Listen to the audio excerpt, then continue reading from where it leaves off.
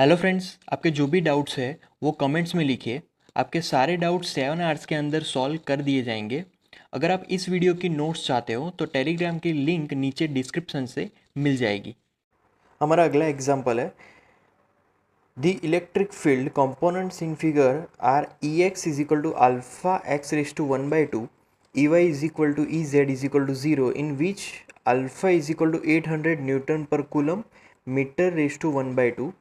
Calculate A, the flux through the cube, and B, the charge within the cube. Assume that A is equal to 0.1 metre. तो यहाँ पर पहले question समझ लेते हैं कि यहाँ पर पहले जो इलेक्ट्रिक फील्ड है, इलेक्ट्रिक फील्ड के कंपोनेंट्स दिए गए हैं और वो कंपोनेंट सिर्फ यहाँ पर इक्वेशन से पता चलता है कि सिर्फ वो एक्स डायरेक्शन में ही है, वाई और जेड डायरेक्शन में उनके कंपोनेंट ज़ीरो हो जाते हैं। अब इलेक्ट्रिक फील्ड की फॉर्मूला में जो अल्फ़ा है, अल्फ़ा एक कांस्टेंट है और उसकी वैल्यू दी गई है 800, राइट। अब यहाँ पर हमें पहले फ्लक्स फाइंड करना है और दूसरा जो भी अंदर चार्ज है उस चार्ज को यहाँ पर हमें कैलकुलेट करना है। ओके, तो पहले हम लोग स्टार्ट करेंगे कि यहाँ पर जो इलेक्ट्रिक फील्ड है वो एक्स डायरेक्शन में है, राइट। तो इलेक्ट्रिक फील्ड सिर्फ लेफ्ट हैंड साइड जो साइड है क्यूब की और राइट हैंड साइड की जो साइड है क्यूब की, वहाँ पर ही कुछ इलेक्ट्रिक फील्ड मिलेगा, राइट। क्योंकि ऊपर और नीचे मतलब आगे और पीछे इन चारों साइड्स में कोई भी इलेक्ट्रिक फील्ड नहीं मिलेगा क्योंकि वो यहाँ पर परपेंडिकुलर्स है। तो इसीलिए सिर्फ हमें दो साइड्स ही ध्यान में लेनी है, left hand side and right hand side, right. तो अब यहाँ पर हम लोग स्टार्ट करेंगे पहले left hand side. Left hand side मतलब कि E L, electric field on left hand side. तो E L is equal to alpha x raise to 1/2, right. अब यहाँ पर जो लेफ्ट हैंड साइड है, ओरिजिन से लेफ्ट हैंड साइड का डिस्टेंस सिर्फ ए जितना है, राइट। तो यहाँ पर हमारा जो इक्वेशन है वो थोड़ा सा चेंज होगा। तो यहाँ पर E L is equal to alpha और यहाँ पर एक्स की जगह पर आ जाएगा ए रेज टू 1/2 क्योंकि डिस्टेंस ए जितना ही है, राइट। फिर अब बात करेंगे राइट हैंड साइड के लिए। तो राइट हैंड साइड के लिए आप देख सकते हो कि ओरिजिन से ये डिस्टेंस मतलब इतना ए है, फिर वापस दूसरा ए, राइट। तो टोटल यहाँ पर डिस्टेंस हुआ 2a जितना, पहले का ए और यहाँ पर दूसरा जो कि यहाँ पर क्यूब की साइड है, राइट। तो अब राइट हैंड साइड वाला हम लोग इलेक्ट्रिक फील्ड लिखेंगे तो E R is equal to alpha. अब यहाँ पर जो x है उसकी जगह पर 2 इंटू ए आएगा और फिर रेज टू 1/2, राइट। तो ये उसकी पावर हो जाएगी। अब यहाँ पर हम बारी बारी की से फ्लक्स फाइंड करेंगे। पहले फाइंड करेंगे लेफ्ट हैंड साइड वाला फ्लक्स, तो वो होगा फाई एल।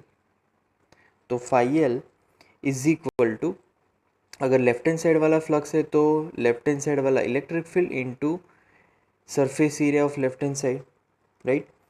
तो यहाँ पर दोनों ही वेक्टर क्वांटिटीज़ है E L and delta S. अब उसको हम लोग यहाँ पर सिंप्लीफाई करेंगे।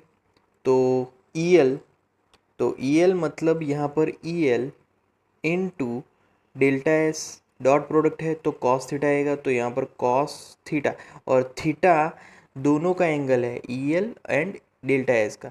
अब दोनों के बीच का एंगल हम लोग देखें तो इलेक्ट्रिक फील्ड है राइट हैंड साइड, बट यहाँ पर एरिया वेक्टर है लेफ्ट हैंड साइड। दोनों एक दूसरे के कैसे है, एकदम ऑपोजिट। ऑपोजिट वेक्टर के यहाँ पर एंगल होंगे 180 डिग्री, टोटली ऑपोजिट, राइट। तो यहाँ पर आंसर होगा माइनस, क्योंकि cos 180 is -1, so minus E L delta S. तो ये लेफ्ट हैंड साइड की वजह से मिलने वाला फ्लक्स हुआ। तो यहाँ पर अब मैं ई एल की जो यहाँ पर E L into delta S है, राइट। तो डेल्टा एस जो है उसकी वैल्यू अगर मैं रखूँ तो डेल्टा एस मतलब कि surface area of this cube, right. तो यहाँ पर अब नई इक्वेशन होगी minus E L into delta S मतलब कि ए स्क्वायर। ए स्क्वायर आ जाएगा वहाँ पर, राइट। तो ई एल इंटू ए स्क्वायर। अब यहाँ पर राइट हैंड साइड वाला फ्लक्स लिखेंगे, मतलब कि फाई आर। तो phi R is equal to vector E R into delta S vector, वो भी वेक्टर क्वांटिटी है, इज इक्वल टू। अब देखेंगे यहाँ पर कि ये एरिया वेक्टर और इलेक्ट्रिक फील्ड दोनों ही एक ही डायरेक्शन में, इलेक्ट्रिक फील्ड की right hand side direction, area vector की भी राइट हैंड साइड डायरेक्शन, दोनों एक ही डायरेक्शन में है। तो ये जो टर्म है वो यहाँ पर E R delta S cos theta. अब थीटा मतलब एंगल, दोनों एक ही डायरेक्शन में होंगे तो एंगल होगा ज़ीरो, राइट। कॉस ज़ीरो की वैल्यू 1, तो यहाँ पर फॉर्मूला बन जाएगी E R into delta S. अब डेल्टा एस मतलब कि again surface area of our cube, so यहाँ पर ई आर इंटू ए स्क्वायर आ जाएगा, राइट। तो ये जो हमें मिला वो है फ्लक्स राइट हैंड साइड का। अब आप देख सकते हो कि दोनों एक दूसरे के ऑपोजिट मिल रहे हैं, यहाँ पर पॉजिटिव है, यहाँ पर नेगेटिव है। तो यहाँ पर वेक्टर सम करेंगे क्योंकि हमें तो पूरे क्यूब का फ्लक्स फाइंड करना है, तो पूरे क्यूब का फ्लक्स तो वेक्टर सम, तो आगे यहाँ पर वेक्टर सम होगा। तो phi is equal to phi R plus phi L, मतलब कि ई आर इंटू ए स्क्वायर, फाई एल मतलब माइनस ई एल इंटू ए स्क्वायर, राइट। तो ये पूरी इक्वेशन बन जाएगी। अब यहाँ पर दोनों टर्म में से जो भी कॉमन है वो कॉमन ले लेते हैं। तो कॉमन टर्म है ए स्क्वायर, तो ए स्क्वायर यहाँ पर common, right, bracket E R minus E L, right. तो a square common, E R minus E L. अब यहाँ पर ई आर और ई एल दोनों की ही वैल्यूज़ यहाँ पर रखेंगे, राइट। तो दोनों की ही वैल्यूज़, राइट।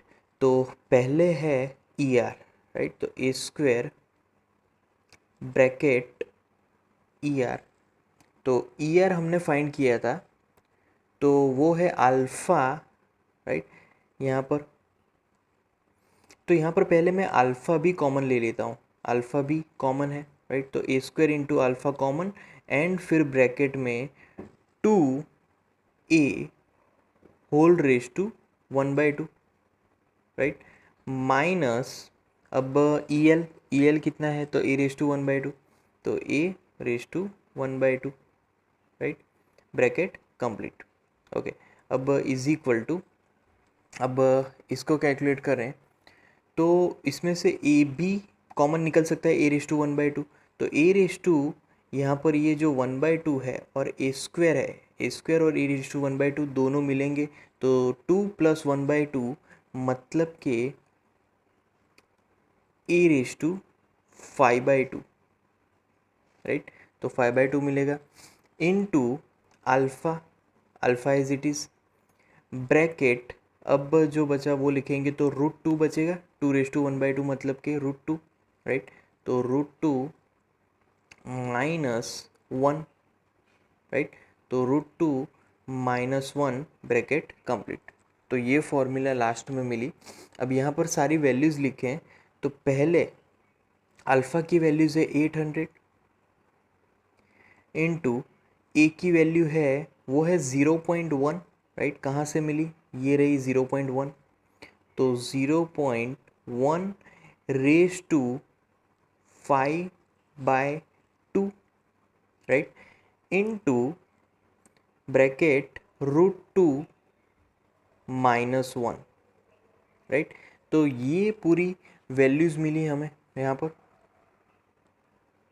तो अब इस वैल्यू का जो कैलकुलेशन है उसका आंसर आ रहा है 1.05 newton metre square coulomb inverse. तो ये उसका आंसर हो गया। तो ये टोटल फ्लक्स हो गया पूरे क्यूब का। अब हम लोग चार्ज फाइंड करेंगे कि क्यूब के अंदर कितना चार्ज है, राइट। तो बी क्यूब के अंदर वाला चार्ज, तो यहाँ पर फ्लक्स फॉर्मूला ही according to Gauss law flux formula use करेंगे तो phi is equal to Q upon epsilon zero, simple. अब यहाँ पर जो Q है वो है चार्ज, तो उसको सब्जेक्ट बना देंगे, तो Q is equal to flux into epsilon zero, right. तो यहाँ पर Q सब्जेक्ट है, फ्लक्स की वैल्यू यहाँ पर है 1.05 into epsilon zero that is 8.85 into 10⁻⁻12, right. तो after calculation we will get 9.27 into 10⁻⁻12, right, और वो होगा कूलम, क्योंकि ये चार्ज है। तो ये क्यूब से मिलने वाला चार्ज है, क्यूब के अंदर मिलने वाला चार्ज।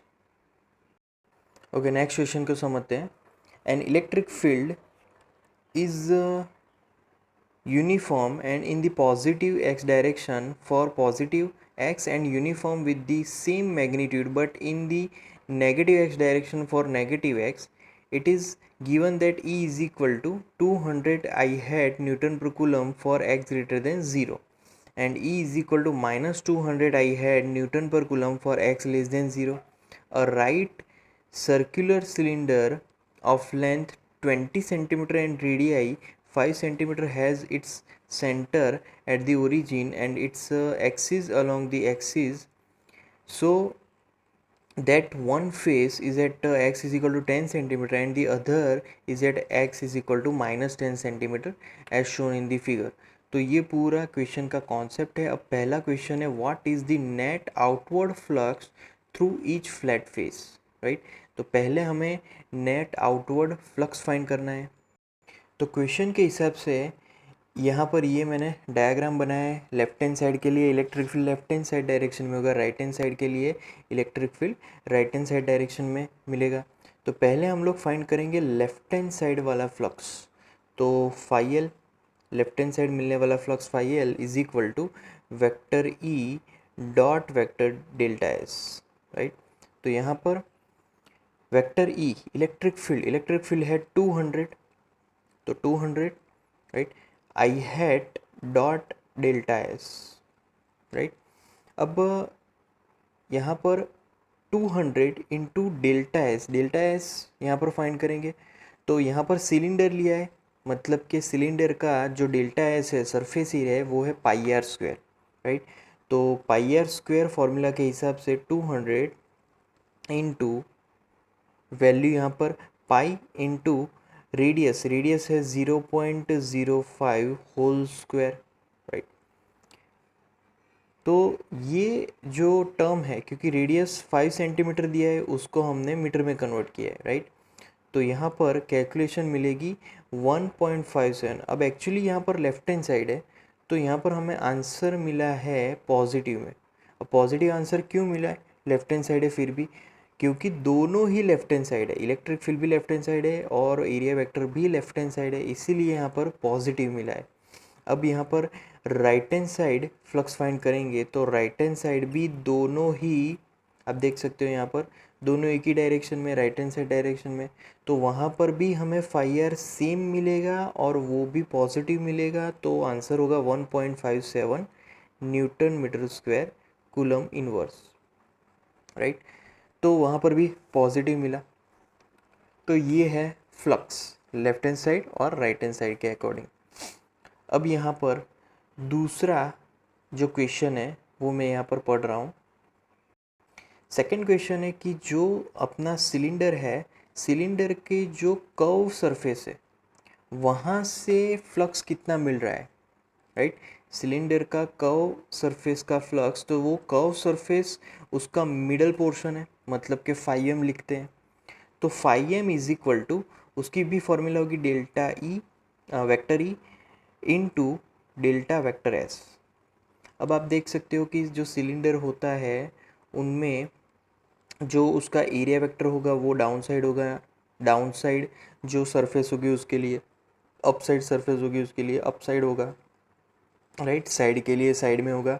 मतलब कि ऑलवेज यहाँ पर जो एरिया वेक्टर है वो इलेक्ट्रिक फील्ड के परपेंडिकुलर ही रहने वाला है। तो इलेक्ट्रिक फील्ड के अगर परपेंडिकुलर होगा तो ई डेल्टा एस यहाँ पर कॉस कितना होगा 90 डिग्री, दोनों एक दूसरे के परपेंडिकुलर, तो cos 90 डिग्री मतलब के 0। तो मिड पोर्शन के कारण जो कर्व सरफेस है सिलेंडर का, उसके कारण यहाँ पर इलेक्ट्रिक फ्लक्स 0 ही मिलने वाला है, राइट। तो ये उसका आंसर है। अब थर्ड का क्वेश्चन मैं यहाँ पर पढ़ रहा हूँ। सिलेंडर में से जो फ्लक्स बाहर निकल रहा है वो फ्लक्स फाइंड करना है कि सिलेंडर में से कितना फ्लक्स टोटल बाहर निकल रहा है। तो अब अगर हमें सिलेंडर का टोटल फ्लक्स फाइंड करना है तो जितने भी फ्लक्स हमने फाइंड किए उन सारे फ्लक्स का यहाँ पर मैं सम करूँगा। तो phi is equal to phi L, right. फिर phi R plus phi M, तीनों का समेशन करेंगे। तो तीनों का समेशन, तो फाई एल और फाई आर दोनों ही सेम मिले थे 1.57 प्लस 1.57, बट फाई एम जो मिड पोर्शन है उसके कारण जो फ्लक्स मिला था वो है 0। तो 1.57 दो बार उनको कैलकुलेट करेंगे तो 3.14 मिलेगा। तो 3.14 newton metre square coulomb inverse मिलेगा। तो ये टोटल फ्लक्स है हमारे सिलेंडर का, ओके। फिर नेक्स्ट क्वेश्चन में सिलेंडर के अंदर टोटल चार्ज कितना है वो हमें फाइंड करना है, सिलेंडर के अंदर मिलने वाला चार्ज। तो अगेन फ्लक्स की फॉर्मूला है according to Gauss law, that is phi is equal to Q upon epsilon 0। अब इसमें से हमें सिर्फ क्यू को सब्जेक्ट बनाना है, तो क्यू को सब्जेक्ट बनाएंगे तो क्यू इज इक्वल टू मिलने वाला है फाई इंटू एप्सिलॉन 0, राइट। तो Q is equal to phi, phi की वैल्यू हमने फाइंड की थी वो है 3.14, राइट, टोटल फ्लक्स इनटू, अब एप्सिलॉन 0 तो वो है 8.85 इंटू 10⁻⁻12। तो ये है चार्ज।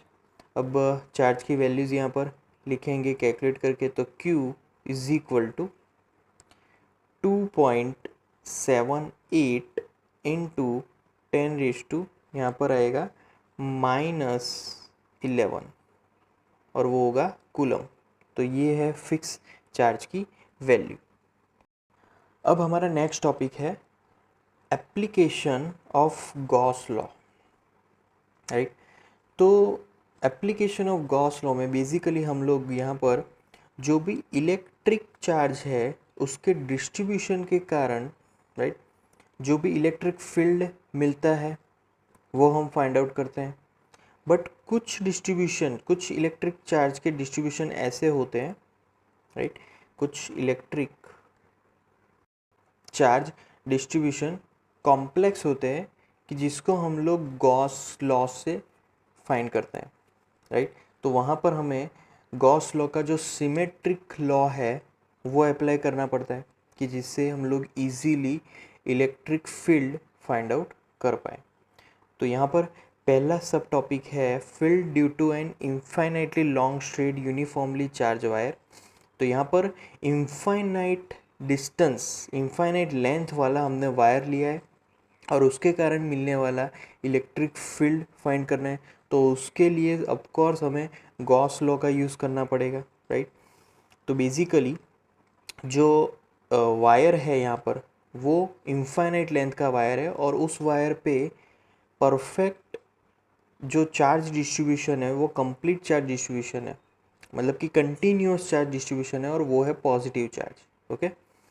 अब यहाँ पर मैं एक आर रेडियस पे, मतलब आर डिस्टेंस पे एक पॉइंट एज्यूम करता हूँ, राइट।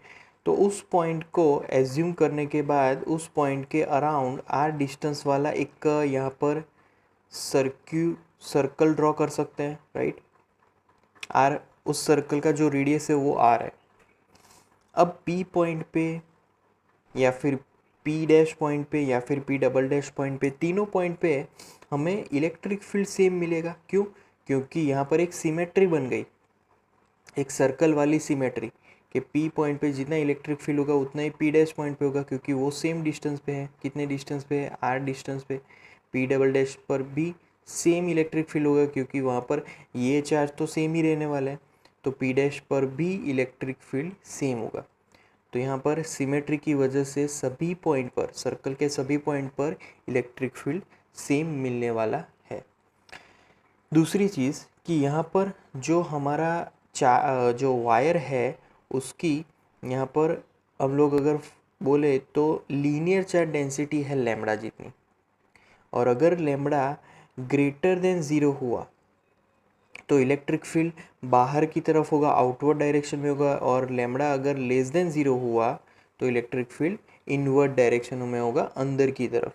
तो यहाँ पर चार्ज के हिसाब से वो चेंज होगा, बाहर की तरफ या अंदर की तरफ। अगर चार्ज पॉजिटिव हुआ तो लैम्बडा पॉजिटिव, तो इलेक्ट्रिक फील्ड बाहर की तरफ। अगर चार्ज नेगेटिव हुआ तो लैम्बडा नेगेटिव, इलेक्ट्रिक फील्ड अंदर की तरफ मिलेगा, राइट। दूसरी चीज़ कि यहाँ पर जो भी आर डिस्टेंस है, मतलब मान लीजिए कि ये मेरे पास पूरा लेंथ है, इनफाइनाइट लेंथ वाला वायर। मैं यहाँ पर एक एलिमेंट एज्यूम करता हूँ कि छोटा एलिमेंट है, छोटी लेंथ है, तो उसके कारण भी यहाँ पर इलेक्ट्रिक फील्ड मिलेगा पी पॉइंट पे, इसके कारण भी इलेक्ट्रिक फील्ड मिलेगा इस पॉइंट पे। मान लीजिए कि थोड़े आगे वाले पॉइंट से भी, थोड़े आगे वाला जो अगर मैं लेंथ एज्यूम करूँ तो वहाँ पर भी इलेक्ट्रिक फील्ड मिलेगा इस पॉइंट पे, यहाँ से भी इलेक्ट्रिक फील्ड मिलेगा इस पॉइंट पे। तो लगभग सभी चार्ज के कारण इलेक्ट्रिक फील्ड इस डायरेक्शन में भी होगा और ऊपर की डायरेक्शन में होगा।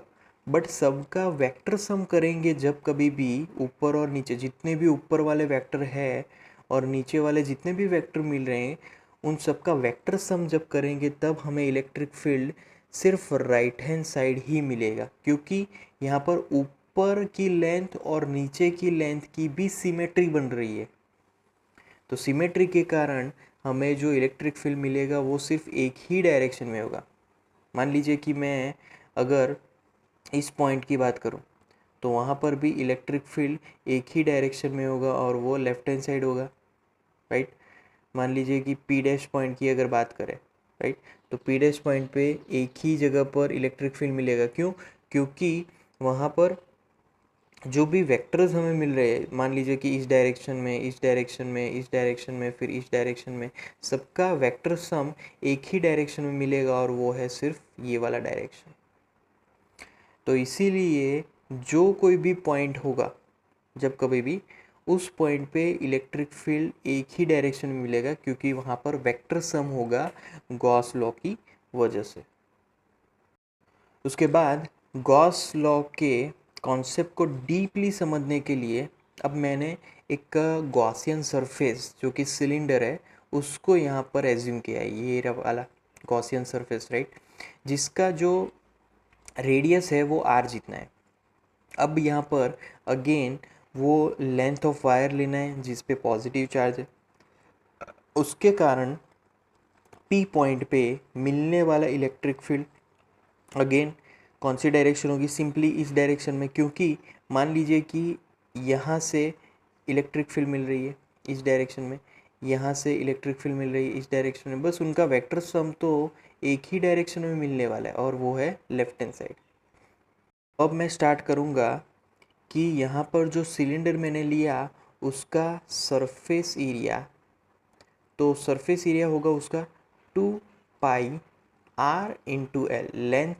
लेंथ है यहाँ पर सिलेंडर की स्मॉल l जितनी। तो यहाँ पर अब हम लोग फाइंड करेंगे गॉसियन सरफेस, ये जो सिलेंडर है उसकी इलेक्ट्रिक फ्लक्स। तो गॉसियन सरफेस इलेक्ट्रिक फ्लक्स मतलब कि उसकी फॉर्मूला सिंपल थी, E electric field into area vector मतलब कि डेल्टा एस। तो यहाँ पर डॉट प्रोडक्ट था, अब वेक्टर क्वांटिटी अगर है तो वेक्टर क्वांटिटी भी लिख सकते हैं, डॉट प्रोडक्ट है तो कॉस थीटा होगा, तो यहाँ पर ई डॉट डी एस, तो यहाँ पर उसकी सिंप्लीफिकेशन होगी ई डेल्टा एस कॉस थीटा। अब यहाँ पर आप देख सकते हो कि एरिया वेक्टर भी दोनों की डायरेक्शन सेम है, इलेक्ट्रिक फील्ड भी लेफ्ट हैंड साइड और वो जो एरिया है वो भी उसके परपेंडिकुलर ही होता है सरफेस के, तो दोनों की डायरेक्शन सेम, इसीलिए यहाँ पर cos 0 की वैल्यू 1 होती है। तो सिर्फ यहाँ पर ई डेल्टा एस बचेगा, राइट। तो ई डेल्टा एस, अब डेल्टा एस की बात की जाए तो वो सरफेस एरिया है, सरफेस एरिया की फॉर्मूला है और वो है that is E into 2πr/L, right, 2πr/L होगी उसकी फॉर्मूला। अब गॉस के लॉ के हिसाब से फ्लक्स की दूसरी भी फॉर्मूला है, दूसरी फॉर्मूला है that is phi is equal to Q upon epsilon zero, charge upon epsilon zero. अब यहाँ पर उस चार्ज की बात अगर करें तो lambda surface charge density into length of that cylinder upon epsilon zero लिख सकते हैं, ये भी उसकी फॉर्मूला है। अब ये दोनों को कंपेयर कर देते हैं, तो दोनों इक्वेशन को कंपेयर करेंगे तो लेफ्ट हैंड साइड होगा E into two pi R L is equal to lambda L upon epsilon zero. अब L L gets cancelled out. Electric field को हमें फाइंड करना है तो उसको सब्जेक्ट बनाएंगे। Electric field E is equal to, formula होगी वो होगी lambda upon two pi epsilon zero into R. तो ये एक लॉन्ग चार्ज वायर की वजह से मिलने वाली इलेक्ट्रिक फील्ड कितने डिस्टेंस पे, आर डिस्टेंस पे। इलेक्ट्रिक फील्ड यहाँ पर वेक्टर क्वांटिटी में है तो यहाँ पर राइट हैंड साइड भी वेक्टर आएगा और वो होगा unit vector N hat, right. तो ये उसकी फॉर्मूला होगी। अब यहाँ पर जो इलेक्ट्रिक फील्ड है वो बाहर की तरफ है, क्यों? क्योंकि यहाँ पर पॉजिटिव चार्ज थे। अगर यहाँ पर नेगेटिव चार्ज होते तो इलेक्ट्रिक फील्ड अंदर की तरफ होता। तो यहाँ पर इलेक्ट्रिक फील्ड की डायरेक्शन चार्ज पे डिपेंड है कि चार्ज कैसा है, पॉजिटिव है या फिर नेगेटिव है, राइट। और यहाँ पर दूसरी चीज़ की जो डेल्टा एस है, मैंने यहाँ पर पहले ही बोला था कि दोनों की डायरेक्शन सेम है, इसीलिए यहाँ पर डायरेक्टली कॉस ज़ीरो आ जाएगा। बट मान लीजिए कि यहाँ पर इलेक्ट्रिक फील्ड इस डायरेक्शन में होगा, नेगेटिव होगा तो इलेक्ट्रिक फील्ड अंदर की तरफ और जो एरिया वेक्टर है वो बाहर की तरफ, तो यहाँ पर तुरंत कॉस 180 आ जाता, तो हमारा आंसर नेगेटिव में आता। तो आगे की सारी चीज़ें यहाँ पर नेगेटिव मिलती है और लास्ट में इलेक्ट्रिक फील्ड भी नेगेटिव में होता, राइट। तो यहाँ पर वो चीज़ भी हमें ध्यान में रखनी है कि इलेक्ट्रिक फील्ड कैसे किस किस वैल्यू की मिलेगी और कौन सी साइन की मिलती है, राइट। उसके बाद हमारा नेक्स्ट टॉपिक है field due to a uniformly charge infinite plane sheet, right. तो यहाँ पर ये एक इनफाइनाइट प्लेन शीट है बट उसका छोटा सा ही टुकड़ा यहाँ पर दिखाया गया है, राइट।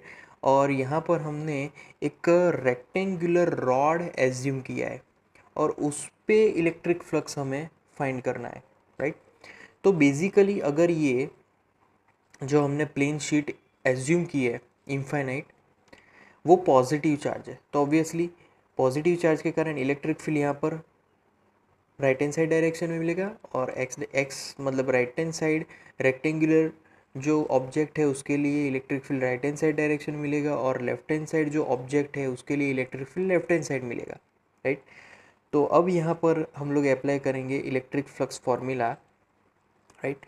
तो यहाँ पर टोटल फ्लक्स, जितना भी फ्लक्स यहाँ से मिल रहा है, तो टोटल फ्लक्स की बात करें तो फाई इज इक्वल टू, सिर्फ दो साइड से ही फ्लक्स मिल रहा है, पहली राइट हैंड साइड से तो वो होगा ई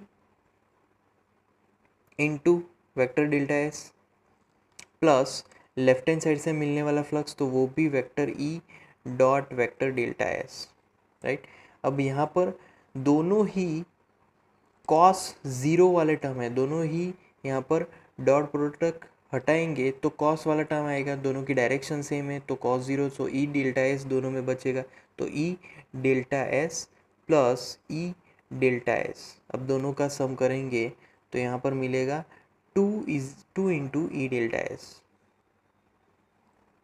राइट। तो ये हमारा पूरा इलेक्ट्रिक फ्लक्स मिला, ओके। अब दूसरी फॉर्मूला यहाँ पर अप्लाई करेंगे, वो है इलेक्ट्रिक फ्लक्स की ही फॉर्मूला बट दूसरे वे में होगा क्यू अपॉन एप्सिलॉन ज़ीरो। अब चार्ज है क्यू, तो यहाँ पर प्लेन शीट है, प्लेन शीट के लिए आएगा surface charge density into area, area है delta S upon epsilon zero. अब दोनों ही फ्लक्स की फॉर्मूला को हम लोग यहाँ पर कंपेयर करेंगे, तो कंपेयर करने से यहाँ पर लेफ्ट हैंड साइड होगा two E delta S and right hand side होगा sigma delta S upon epsilon zero. तो delta S gets cancel out, so electric field को यहाँ पर मैं सब्जेक्ट बनाऊंगा, तो electric field E is equal to sigma upon two epsilon zero, right. अब sigma upon 2 epsilon 0, तो यहाँ पर जो इलेक्ट्रिक फील्ड है वो वेक्टर क्वांटिटी है, तो अगर लेफ्ट हैंड साइड वेक्टर लिखेंगे तो राइट हैंड साइड भी वेक्टर में रिप्रेजेंट करना पड़ेगा, तो वो होगा N hat. N hat is unit vector which represents the direction of electric field. अब यहाँ पर मान लीजिए कि सिग्मा जो है, sigma is greater than zero, तो यहाँ पर जो इलेक्ट्रिक फील्ड होगी वो इस डायरेक्शन में, मतलब कि जो बताया गया है उसी डायरेक्शन में होगी. बट मान लीजिए कि अगर सिग्मा वो होगा लेस देन ज़ीरो, तो इलेक्ट्रिक फील्ड की डायरेक्शन क्या होगी, तो वो होगी अंदर की तरफ, राइट. तो तब यहाँ पर भी माइनस होगा, यहाँ पर भी माइनस होगा, राइट. ई डेल्टा एस भी हमारा माइनस होगा, तो यहाँ पर आंसर -2 ई डेल्टा एस आएगा. तो सारी आंसर माइनस हो गए और ओवरऑल हमारा इलेक्ट्रिक फील्ड का जो आंसर होगा वो भी नेगेटिव में आएगा लास्ट में, राइट. तो यहाँ पर इलेक्ट्रिक फील्ड की जो डायरेक्शन है वो यहाँ पर चार्ज पे भी डिपेंड करती है. फिर हमारा नेक्स्ट टॉपिक है, that is field due to uniformly charge thin spherical shell, right. तो यहाँ पर यूनिफॉर्मली स्फेरिकल सेल हमने ध्यान में लिया है, राइट. तो ये हमारा स्फेरिकल शेल है जो कि यूनिफॉर्मली चार्ज है, और वो स्फेरिकल सेल का जो रेडियस है वो है कैपिटल आर, राइट. अब यहाँ पर हमें ऑलवेज पी पॉइंट पे इलेक्ट्रिक फील्ड फाइंड करना होगा, राइट. और जो भी यहाँ पर स्फेरिकल सेल है उसका जो सरफेस चार्ज डेंसिटी है वो होगा सिग्मा, क्योंकि कंटिन्यूस चार्ज डिस्ट्रीब्यूशन है तो वहाँ पर सरफेस चार्ज डेंसिटी होगी, राइट. तो अब यहाँ पर हमें जो भी इलेक्ट्रिक फील्ड है वो पहले आउटसाइड के लिए फाइंड करना है और फिर इनसाइड पॉइंट के लिए फाइंड करना है. दोनों ही पॉसिबिलिटीज़ के लिए इलेक्ट्रिक फील्ड फाइंड करना है, सेल के बाहर और सेल के अंदर, राइट. तो पहले हम लोग बात करेंगे आउटसाइड, बाहर की तरफ. तो आउटसाइड पॉइंट में हम लोग इलेक्ट्रिक फील्ड फाइंड करने के लिए फॉर्मूला यहाँ पर लगाएंगे. पहले तो फ्लक्स की फॉर्मूला से स्टार्ट करेंगे कि कितना फ्लक्स होगा, क्योंकि फ्लक्स की फॉर्मूला से हमें इलेक्ट्रिक फील्ड मिलेगा, राइट. तो flux phi is equal to, formula है E इंटू डेल्टा एस.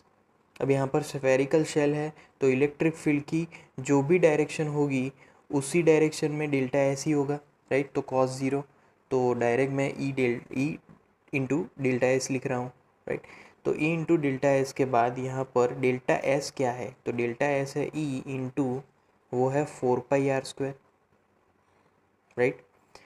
अब फ्लक्स की दूसरी और एक फॉर्मूला है, वो फॉर्मूला यहाँ पर लिखेंगे. तो phi is equal to total charge upon epsilon zero, मतलब Q अपॉन एप्सिलॉन ज़ीरो. अब क्योंकि अगर यहाँ पर फॉर्मूला लिखे तो सिग्मा इंटू डेल्टा एस. अब डेल्टा एस तो वो इस स्फेरिकल शेल का, ये जो भी स्फेरिकल शेल है, राइट, उस स्फेरिकल शेल का यहाँ पर सरफेस एरिया है डेल्टा एस, स्फेरिकल शेल का सरफेस एरिया. तो sigma into 4πr² upon epsilon zero. तो ये 5 फॉर्मूला हुई. अब ये वाली और ये वाली दोनों टर्म को हम लोग कंपेयर कर देंगे. तो कंपेयर करेंगे तो लेफ्ट हैंड साइड होगा यहाँ पर E इंटू 4πr², राइट. यहाँ पर स्मॉल आ रहेगा, क्यों, क्योंकि उसी आर डिस्टेंस पे हम लोग इलेक्ट्रिक फील्ड फाइंड कर रहे हैं. और राइट हैंड साइड आएगा sigma into 4π capital R² upon epsilon zero. तो 4π कैंसल्ड आउट, राइट. अब इलेक्ट्रिक फील्ड को सब्जेक्ट बनाएंगे तो electric field E is equal to, यहाँ पर फॉर्मूला होगी sigma into R² upon epsilon zero into small r², right. तो यहाँ पर sigma into R² upon epsilon zero R². अब डायरेक्ट अगर फॉर्मूला लिखे इलेक्ट्रिक फील्ड की, तो इलेक्ट्रिक फील्ड की डायरेक्ट फार्मूला से हम लोग लिख सकते हैं कि E is equal to Q upon 4π epsilon zero into R square, तो वो होगी इलेक्ट्रिक फील्ड की फॉर्मूला, राइट, सिंपल। तो यहाँ पर इलेक्ट्रिक फील्ड वेक्टर क्वांटिटी है, तो यहाँ पर वेक्टर लिखेंगे तो राइट हैंड साइड भी यूनिट वेक्टर आएगा, vector quantity r hat, right.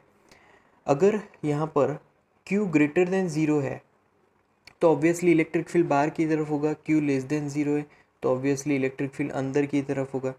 तो वो डिपेंड करता है कि इलेक्ट्रिक फील्ड की साइन कौन सी होगी, राइट।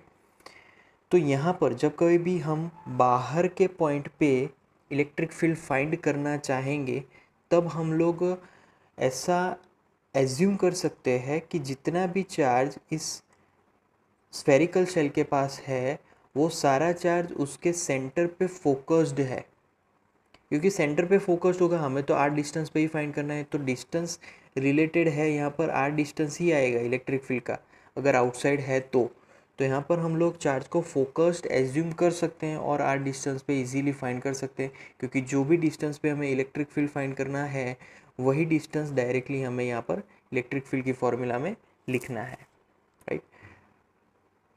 अब बात करेंगे इनसाइड पॉइंट के लिए। यहाँ पर अब स्फेरिकल शेल के अंदर पॉइंट आ गया है और वहाँ पर हमें इलेक्ट्रिक फील्ड फाइंड करना है। तो इनसाइड पॉइंट के लिए यहाँ पर मैं फ्लक्स फार्मूला अप्लाई करूँगा, तो फ्लक्स फार्मूला यहाँ पर होगी, वो होगी E इंटू डेल्टा एस मतलब कि 4 pi R square, right, is equal to दूसरी फ्लक्स की फॉर्मूला क्या थी, Q upon epsilon zero. But यहाँ पर स्फेरिकल शेल पे जो भी चार्जेस होंगे वो उसकी सरफेस पर है, नहीं कि कोई अंदर कोई भी चार्ज नहीं है। अगर अंदर कोई भी चार्ज नहीं है और हमने यहाँ पर गॉसियन सरफेस एज्यूम किया है तो गॉसियन सरफेस के अंदर तो कोई भी चार्ज नहीं है, राइट।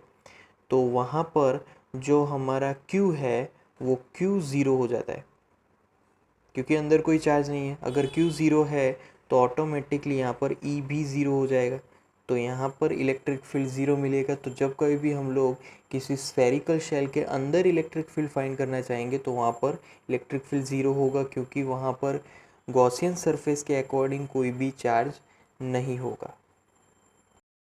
ओके, अब बहुत ही इंटरेस्टिंग एग्जाम्पल है, एंड क्वेश्चन पहले पढ़ लेते हैं। An early model for an atom consider it to have a positively charge point nucleus of charge ZE surrounded by a uniform density of negative charge up to a radius capital R. The atom as a whole is neutral. For this model, what is electric field at a distance R from the nucleus for Ri less than R? Okay, पहले Ri less than R के लिए, फिर RO greater than R, मतलब कि अंदर के point पे भी यहाँ पर इलेक्ट्रिक फील्ड फाइंड करना है, फिर बाहर के पॉइंट पर भी इलेक्ट्रिक फील्ड फाइंड करना है, और फिर यहाँ पर on the surface of the atom. Okay, तीनों पॉइंट पे फाइंड करना है, अंदर की तरफ, बाहर की तरफ और सरफेस पे, तीनों के इलेक्ट्रिक फील्ड, राइट। तो यहाँ पर डायग्राम कुछ इस तरीके से बनेगा। तो हमारा ये जो आर डिस्टेंस है वो अंदर की तरफ है, ये आर डिस्टेंस बाहर की तरफ, और ये आर जो डिस्टेंस है वो है सरफेस पे, राइट। तीनों के अकॉर्डिंग हमें फाइंड करना है। पहले हम लोग बात करेंगे, पहले क्वेश्चन थोड़ा सा समझ लेते हैं कि यहाँ पर हमारे पास एक मॉडल है, राइट, एटम मॉडल, और उस एटम मॉडल में पॉजिटिव चार्ज उसके सेंटर पे है और नेगेटिव चार्ज उसके आसपास है। अब बेसिकली पॉजिटिव और नेगेटिव चार्ज की वैल्यू तो सेम है, बट पॉजिटिव सिर्फ सेंटर पे और नेगेटिव उसके अराउंड है, ओके। अब यहाँ पर दोनों की ही वैल्यू सेम है, पॉजिटिव और नेगेटिव की। उसके बाद जो इनसाइड पॉइंट है उसमें पॉजिटिव और नेगेटिव चार्ज दोनों ही थोड़े थोड़े आते हैं, और पॉजिटिव का जो पोर्शन है वो बहुत ही कम है, एकदम सेंटर पे वो फोकस्ड है। तो नेगेटिव चार्ज का एरिया यहाँ पर ज़्यादा है और पॉजिटिव का एरिया बहुत ही कम है, ये चीज़ आपको खास ध्यान में रखनी है। अब यहाँ पर तो यहाँ पर नेगेटिव चार्ज डेंसिटी रो है, राइट। तो अब यहाँ पर कितना चार्ज है, टोटल नेगेटिव चार्ज, उसकी मैं यहाँ पर फॉर्मूला लिखूँगा। तो टोटल नेगेटिव चार्ज होगा 4/3 पाई आर क्यूब। अब ये जो नेगेटिव चार्ज है वो उस नेगेटिव चार्ज का वॉल्यूम है, जो भी हमारा टोटल एटम है उसका टोटल वॉल्यूम है। तो यहाँ पर ये आर जितना डिस्टेंस है कैपिटल आर, राइट, तो ये उसका रेडियस हो गया। तो वॉल्यूम का ये formula into volume charge density, तो ये टोटल चार्ज हो गया नेगेटिव का, राइट, इज इक्वल टू हमें क्या लिखना है, 0 माइनस जेड। तो ये टोटल हमें नेगेटिव चार्ज मिल गया। अब मुझे यहाँ पर इसमें से वॉल्यूम चार्ज डेंसिटी को सब्जेक्ट बनाना है, तो volume charge density subject, right, तो rho is equal to minus Z E और 3b यहाँ पर मल्टीप्लाई होगा अपॉन 4 पाई आर क्यूब। तो ये मुझे मिला negative volume charge density, right. Okay, अब यहाँ पर मैं अंदर के पॉइंट के मतलब कि इनसाइड पॉइंट के लिए फाइंड करूँगा पहले। तो इनसाइड पॉइंट के लिए फ्लक्स फॉर्मूला लगाएंगे, phi is equal to E of r, क्योंकि इनसाइड पॉइंट है, आर डिस्टेंस पे हमें फाइंड करना है, इनटू 4 पाई r², राइट। तो यहाँ पर पहले तो जो चार्ज है उसकी बात करें कि स्मॉल आर डिस्टेंस मतलब कि इस डिस्टेंस पे कितना टोटल चार्ज है। तो पहले तो पूरा पॉजिटिव चार्ज आ जाएगा अंदर, राइट, तो पूरा पॉजिटिव चार्ज अंदर की तरफ, तो वो होगा Q is equal to positive Z पूरा, फिर प्लस नेगेटिव के लिए प्लस 4 पाई, नेगेटिव के लिए हम लोग सिर्फ आर डिस्टेंस तक ही जा रहे हैं, तो 4 पाई r³/3 उतना ही वॉल्यूम लेना है, आर डिस्टेंस तक का ही वॉल्यूम नेगेटिव के लिए, तो उतना ही चार्ज होगा, राइट।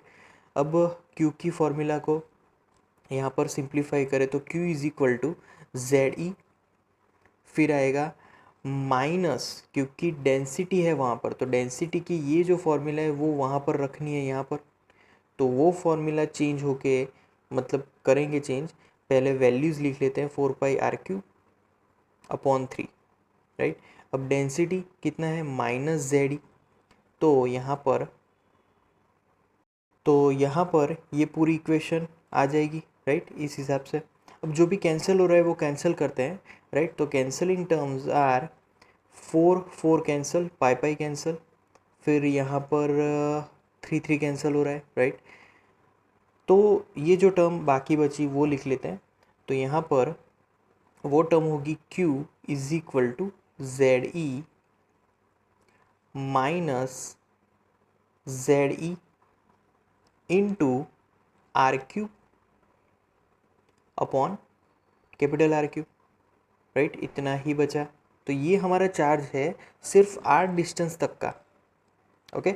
अब इलेक्ट्रिक फील्ड की फॉर्मूला यहाँ पर लिखेंगे उसके हिसाब से, तो गॉस लॉ के हिसाब से इलेक्ट्रिक फील्ड की formula E is equal to r distance पे मिलने वाला इलेक्ट्रिक फील्ड, तो वो होगा ZE, क्योंकि इलेक्ट्रिक फील्ड की मैं सबसे कॉमन इक्वेशन लिखूं तो वो कौन सी होती है, तो Q/4πε0 into r², right, simple ये फॉर्मूला होती है। अब उसको यहाँ पर कैलकुलेट करेंगे तो इलेक्ट्रिक फील्ड की फॉर्मूला, तो इस फॉर्मूला के बाद इलेक्ट्रिक फील्ड की फॉर्मूला मैं यहाँ पर लिख रहा हूँ, तो वो होगी E इज इक्वल टू, अब Q की वैल्यू यहाँ पर रखेंगे तो ZE उसमें से कॉमन निकल रहा है, राइट, इसमें से ZE कॉमन, तो ZE ब्रैकेट 1 माइनस यहाँ पर r³ upon capital R³, right, वो मिलेगा, और लास्ट में नीचे 4πε0 इंटू r², राइट, ये टर्म हमें मिलेगी। अब यहाँ पर इसको और सिंप्लीफाई करेंगे तो सिंप्लीफिकेशन मिलेगा ZE upon 4πε0 into the bracket 1 upon r² 1 के डिनोमिनेटर में चला जाएगा, राइट, तो r² माइनस यहाँ पर सिर्फ r बचेगा क्योंकि r³ था, r³ अपॉन r², सिर्फ r अपॉन r³, राइट। तो ये फॉर्मूला इलेक्ट्रिक फील्ड की मिलेगी हमें इनसाइड पॉइंट के लिए, तो इनसाइड पॉइंट के लिए हमें फॉर्मूला मिल गई, राइट। अब हम लोग फाइंड करेंगे आउटसाइड पॉइंट के लिए इलेक्ट्रिक फील्ड। ओके, सो अब बात करेंगे आउटसाइड के लिए, राइट। तो आउटसाइड के लिए इलेक्ट्रिक फील्ड की फॉर्मूला, तो अब हम लोग देख सकते हैं कि आउटसाइड मतलब कि ये वाला पॉइंट मतलब कि वहाँ पर कोई भी चार्जेस नहीं है, पॉजिटिव और नेगेटिव दोनों ही न्यूट्रल है उस आउटसाइड पॉइंट के लिए। तो कोई भी चार्ज नहीं मतलब कि यहाँ पर जो फॉर्मूला होगी sigma Q that is equal to zero, क्योंकि कोई चार्ज ही नहीं है, पॉजिटिव और नेगेटिव दोनों ही सेम है, तो वो न्यूट्रल हो जाएंगे, तो कोई एक्सेसिव चार्ज नहीं है, इसकी वजह से सिग्मा क्यू ज़ीरो। तो वहाँ पर फ्लक्स की अगर फॉर्मूला अप्लाई भी करे तो वहाँ पर क्या होगा, ई इनटू डिस्टेंस का सरफेस एरिया, तो 4πr² जितना होगा, उतने पे हमें इलेक्ट्रिक फील्ड फाइंड करना है, is equal to sigma Q upon epsilon zero, right. तो सिग्मा क्यू तो ज़ीरो है, तो left hand side right hand side zero हो जाएगा, राइट हैंड साइड ज़ीरो हो जाएगा, तो ऑटोमेटिकली इलेक्ट्रिक फील्ड भी ज़ीरो हो जाएगा। तो इसीलिए outside this atom we will get electric field which is zero. और अब तीसरा केस है ऑन आर, मतलब कि उसी के सरफेस पे, कहाँ पर, तो आर वाले डिस्टेंस पे, यहाँ पर, राइट। तो उसी के सरफेस पे, तो सरफेस पे भी वहाँ पर सरफेस के अंदर पॉजिटिव और नेगेटिव न्यूट्रल हो चुके हैं, मतलब कि again sigma Q is equal to zero, क्योंकि सरफेस पे भी वो ज़ीरो ही है, कोई एक्सेसिव चार्ज नहीं है अभी। तो इसीलिए ये टर्म भी ज़ीरो हो जाएगी और ultimately E is equal to also zero for the surface of this atom.